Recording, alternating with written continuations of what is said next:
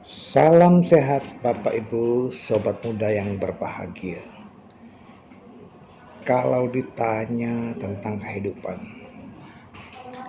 apakah kita pernah bosan dalam menghadapi kehidupan ini? Ya, jawabannya pasti. Kita pasti bisa merasa bosan. Namun, banyak faktor yang bisa membuat orang bosan.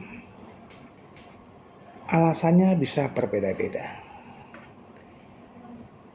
Ada yang karena monoton, atau karena tak punya tantangan, atau mungkin tantangannya yang terlalu berat sehingga mereka bosan. Tetapi berlawanan dengan hal itu, kalau benar-benar kita merasa bosan, tentu ya, dalam menghadapi kelahiran kembali, kelahiran yang berulang-ulang. Kalau memang bosan, kenapa kita kondisikan karma-karma baru untuk terciptanya kelahiran? Ya. Namanya kita belum bosan lahir, padahal dalam teorinya kita bosan lahir berulang dan berulang. Ya, itu. Kenapa? Karena bensinnya, karena bahan bakarnya masih ada, masih kita kondisikan untuk terlahir kembali. 3 akar kejahatan: keserakahan, kebencian, dan kebodohan. Atau dalam bahasa palingnya dikenal dengan istilah loba, dosa, dan moha. Apa itu loba? Ya, loba adalah keserakahan yang kerap membelenggu kita. Keinginan yang berlebihan untuk meraih sesuatu di luar kemampuan kita. Atau mungkin rasa tidak puas dengan harta yang telah kita miliki.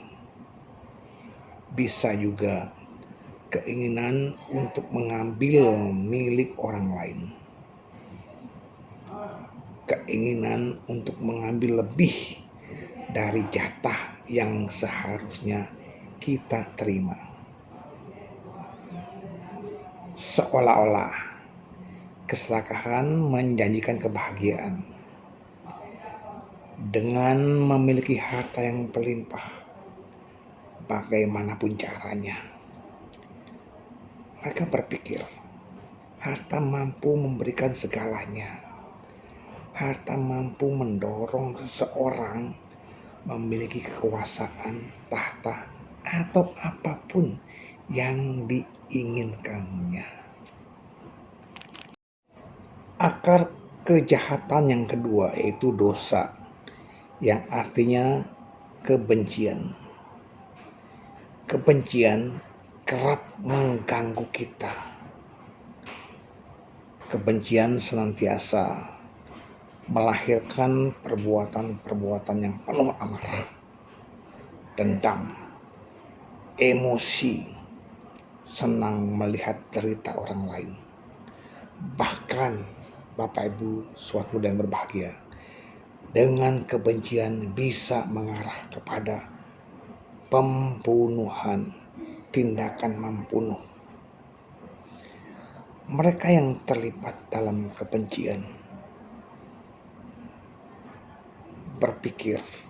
senantiasa berpikir kebahagiaan yang paling gitu mereka bisa dapatkan adalah dengan membuat orang lain atau pihak lain menderita. Dengan melampiaskan kemarahan besarnya, mereka berpikir tak akan ada lagi orang lain yang berani memarahi. Karena mereka berpandangan orang yang berani, orang yang berani galak. Tidak ada orang lain yang berani menggalakinya. Tidak ada yang berani memarahinya. Akhirnya kebencian akan berkobar dalam dirinya. Inilah yang jadi akar kejahatan yang kedua. Kemudian akar kejahatan yang ketiga adalah moha atau kebodohan batin.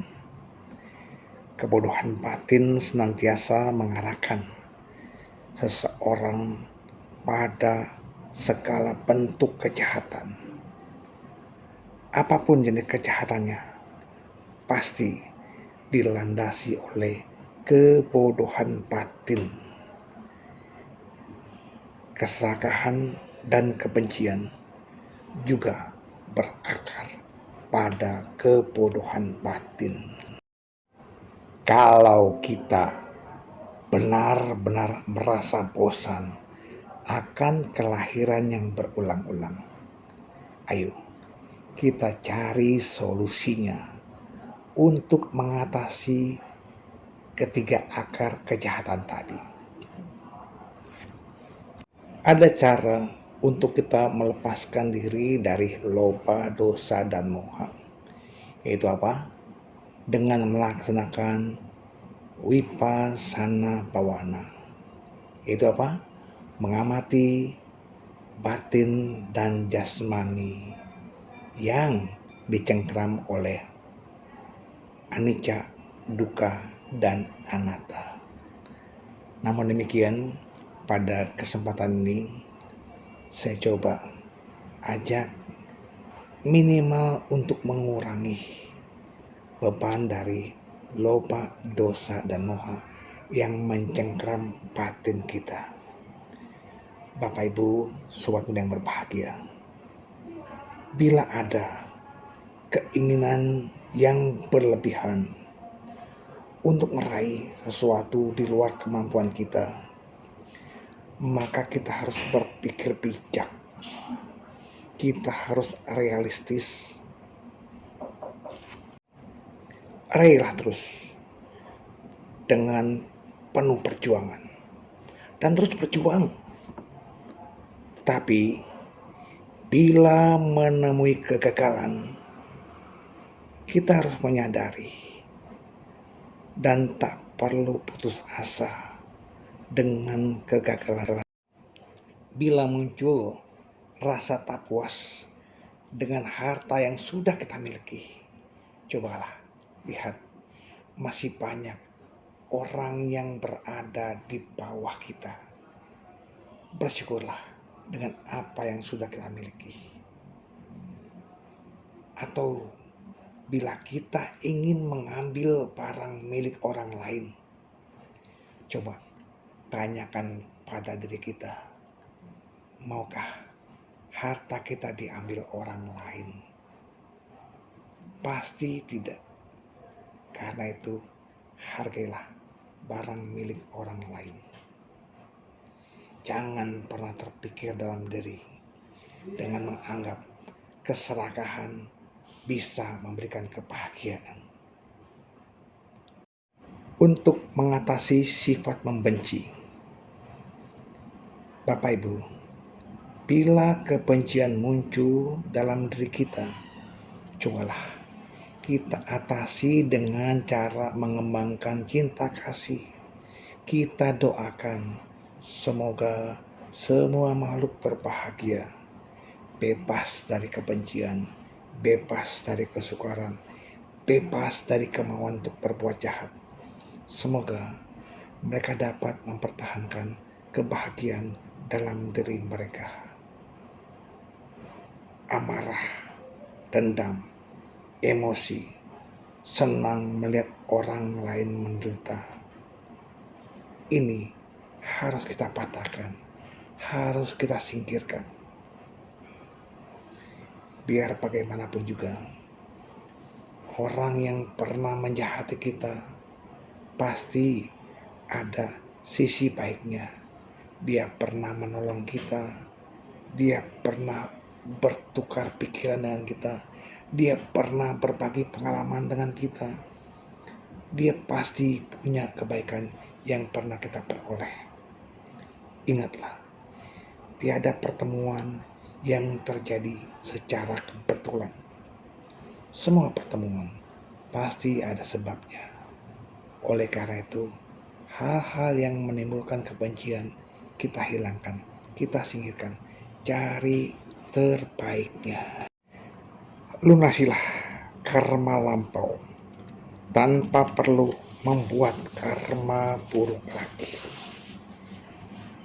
Yang ketiga, bagaimana kita mengatasi sifat bodoh. Maulah belajar membedakan baik dan buruk perbuatan. Temuilah orang-orang bijaksana untuk menggali ilmu darinya. Berdiskusilah, belajar meningkatkan sila, berlatih meditasi, melaksanakan dana kepada mereka. Yang pasti, Bapak Ibu, saya kutip dari Dhammapada syair 76.